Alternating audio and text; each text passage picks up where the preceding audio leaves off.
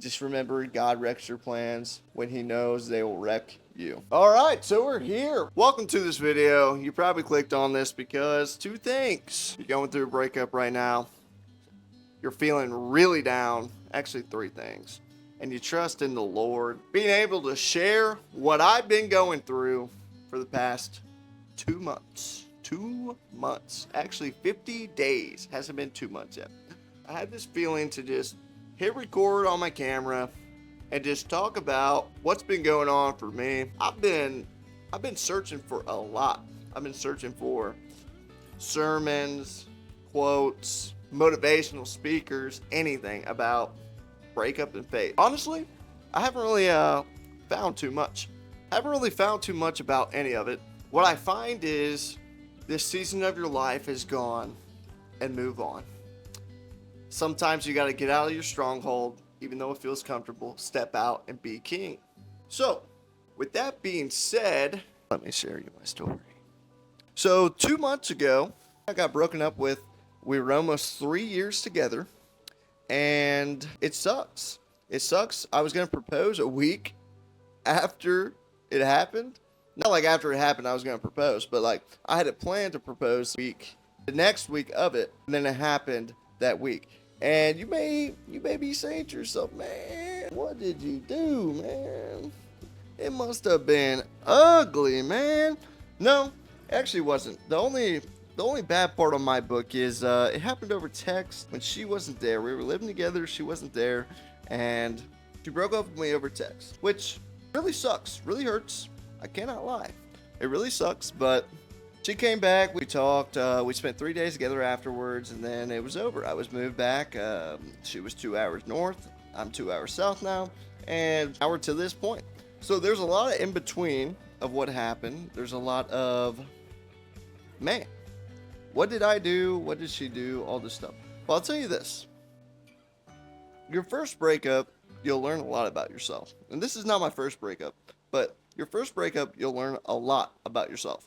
For me, I don't know about you, but for me, I was like, let's sit in it, okay? Let's make the feeling worse for yourself.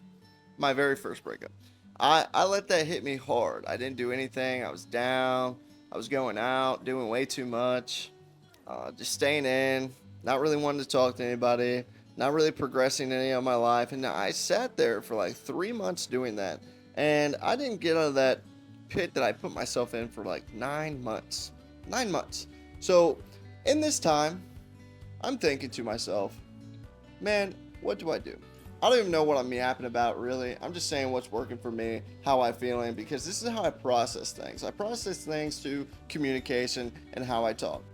One thing good about this breakup, even though it really sucks, is it brought me closer to the Lord. Okay? Now, when it first happened, I didn't know what was happening. It didn't really hit me, and like 3 weeks goes by and it really hits me. But I was talking to one of my old coworkers. He's actually a pastor, and he said one thing to me, and it just opened my eyes. It said, "Was God in the middle of your relationship? Did we put God first in our relationship?" And quite frankly, we did not. Okay, you learn through every relationship, and we did not put God first or in the middle of our relationship. It's always a good thing for something to bring you closer to the Lord, even though if it breaks you, if it hurts, if it sucks right now, whatever. If it brings you closer to the Lord, it brings your faith higher, then it's a good thing. So I'll ask you this. Did it bring you closer to the Lord? If so, then it was meant to be. Okay, it happened for a reason. My relationship with God was many that I hear and see during videos. You know, you pray, you believe, but you don't believe with that flame and fire in you. You have a spark. Lightning in a bottle, you know, a spark. And every time when things get rough, every time when life hits you hard, every time when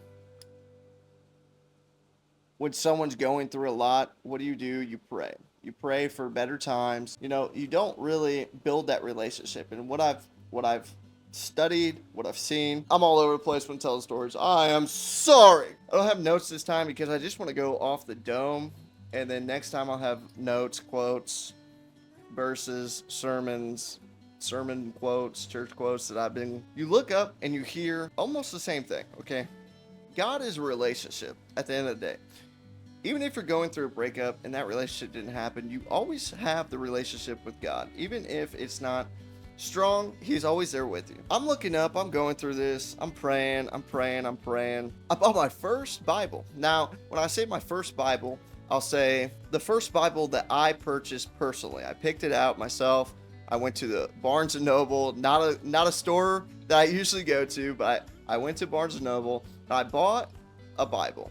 I bought a study Bible, and out of all of them, I didn't look at the price. I didn't care. Out of all of them, I wanted that one, okay? So I bought it on my lunch break. I went back to work.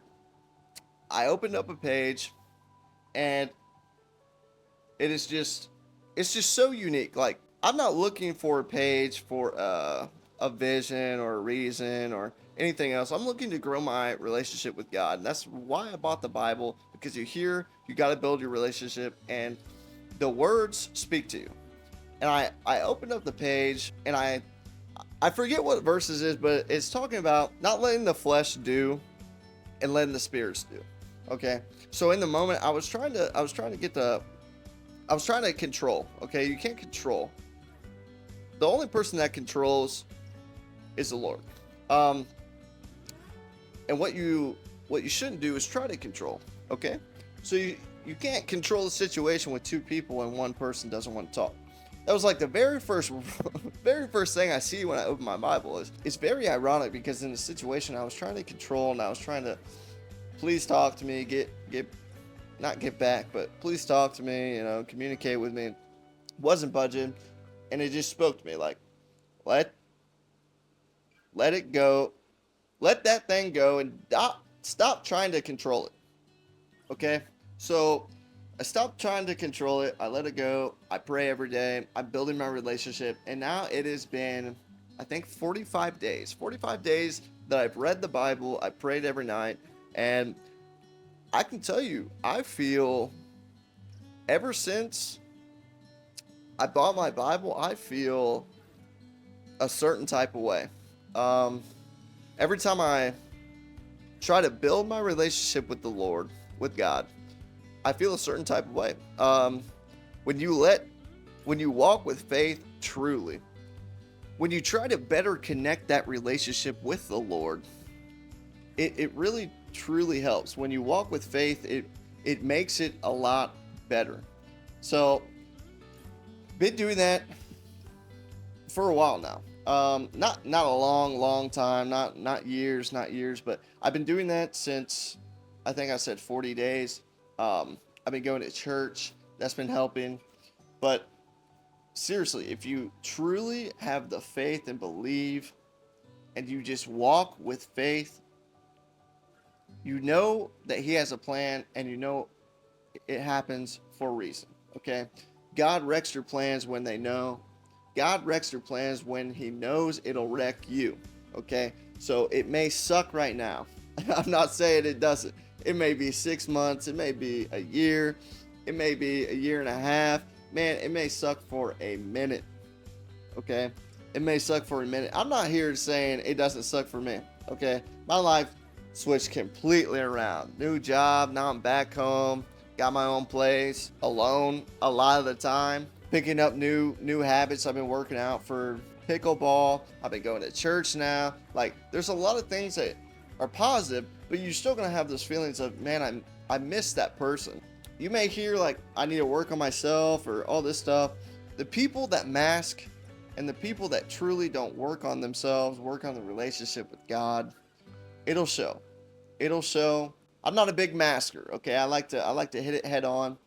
I like to control the situation, But if you just let it go and let it go naturally and just let it be and just work on yourself, work on trying to improve that relationship with God, just trying to build that relationship and understand and how much you believe and feel the presence, and truly just try for yourself and figure out what you want to do, put it into action, and just doing it, going on a limb and doing it. Even if it's not cool, even if your friends aren't doing it, even if, they're partying and you're out, you're not you're out, but they're partying and you're home on a Friday night at 9, laying down and getting ready for Saturday morning. Like, even if those are what you have to do, it does help. It does help tremendously. It's just a reminder. It's just a reminder that anything that brings you closer to God is good. Anything, even if it looks bad, it looks terrible, you are really just going through it. I'm telling you this, it is worth it. It is worth it if it brings you closer to the Lord. I don't know. I finally feel normal for the first couple days. And that's not saying I don't miss her, because I miss her. You know, I wish we were talking. I wish her nothing but the best. I'm praying for her.